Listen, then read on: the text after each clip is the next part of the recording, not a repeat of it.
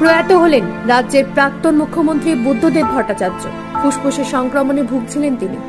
৮০ বছর বয়সে শেষ নিঃশ্বাস ত্যাগ করলেন রাজ্যের প্রাক্তন মুখ্যমন্ত্রী। গত কয়েকদিন ধরে শ্বাসকষ্টে ভুগছিলেন তিনি। আজ সকাল থেকে প্রবল শ্বাসকষ্টের জন্য অক্সিজেনও দেওয়া হচ্ছিল। আজ সকালে নিজের বাড়িতেই শেষ নিঃশ্বাস ত্যাগ করেন বুদ্ধবাবু। সকাল ৮টা ২০ নাগাদ পাম এভিনিউতে নিজের বাড়িতে প্রয়াত হন তিনি। বুদ্ধদেব ভট্টাচার্যের মতন একজন ব্যক্তিত্ব বাংলার রাজনীতিতে একেবারে ব্যতিক্রমী একটি চরিত্র।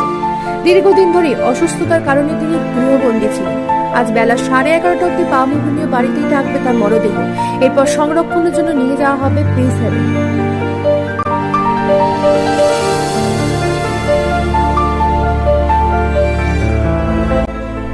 বুদ্ধবাবুর মৃত্যুতে গভীর শোক প্রকাশ করেছেন মুখ্যমন্ত্রী মমতা বন্দ্যোপাধ্যায় এবং প্রাক্তন মুখ্যমন্ত্রীর মৃত্যুতে সরকারি ছুটি ঘোষণা করলেন আজ তিনি।